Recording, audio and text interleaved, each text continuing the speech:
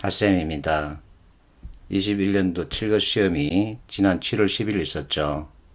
자, 7급 시험 가운데 자료형 문제를 계산하지 않고 눈으로 풀어보겠습니다. 1번 문제입니다.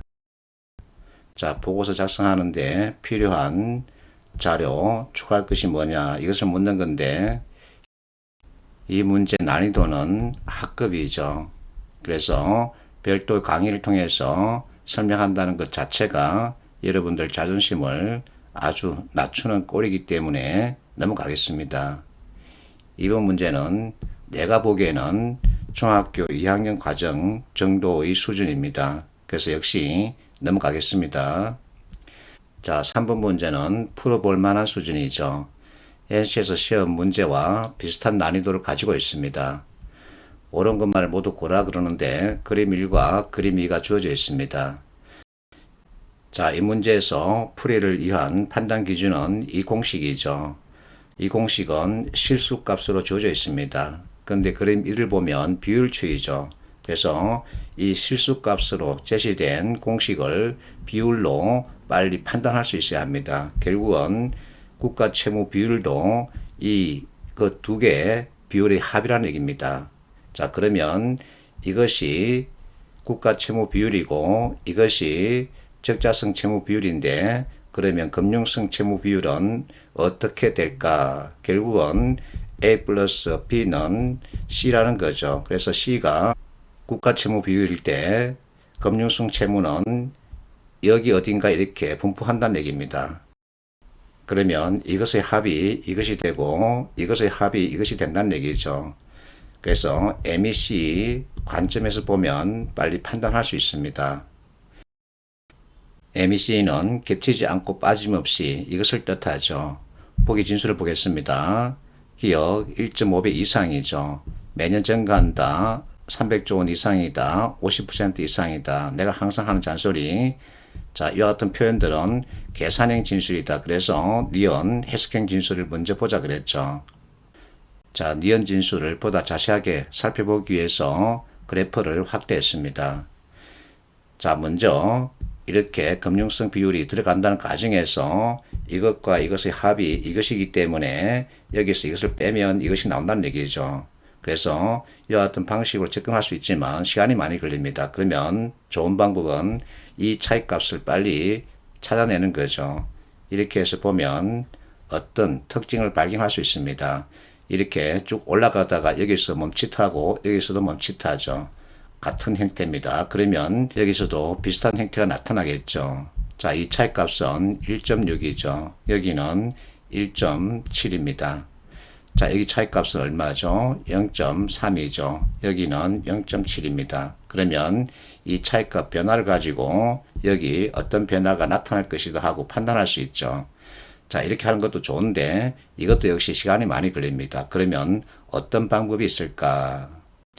나는 학생들에게 기울기를 제시합니다. 이와 같은 차이값을 빨리 계산하는 것도 좋습니다. 그러나 시간이 걸리기 때문에 기울기를 서로 비교하는 거죠.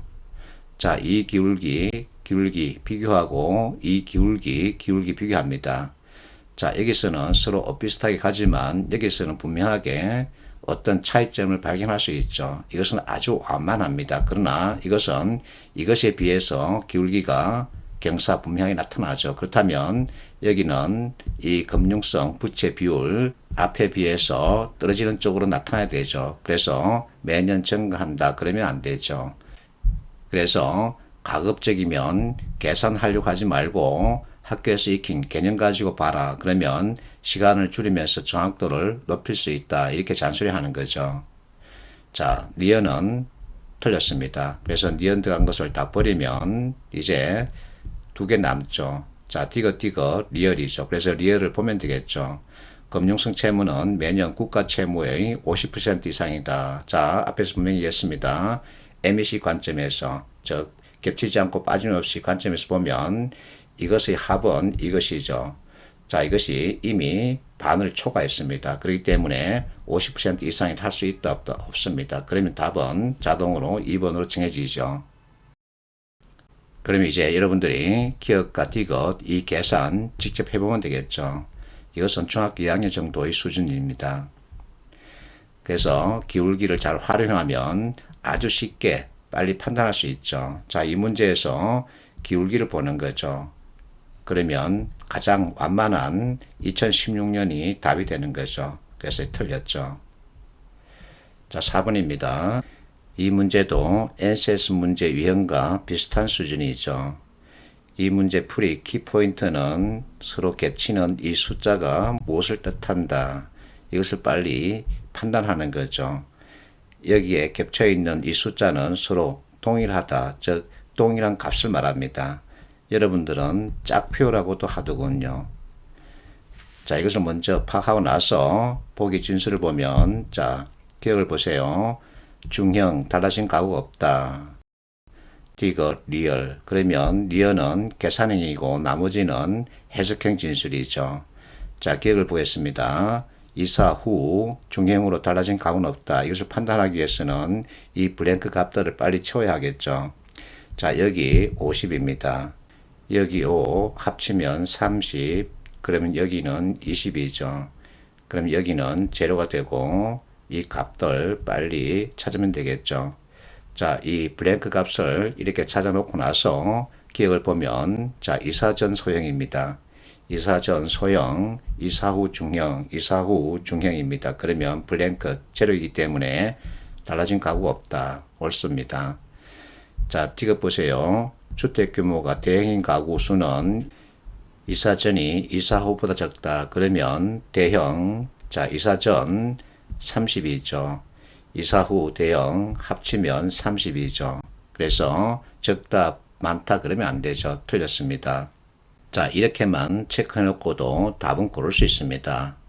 기억은 들어가야 되고 디귿은 들어가면 안 되죠. 자, 기억이 들어가야 되기 때문에 답은 1번이죠.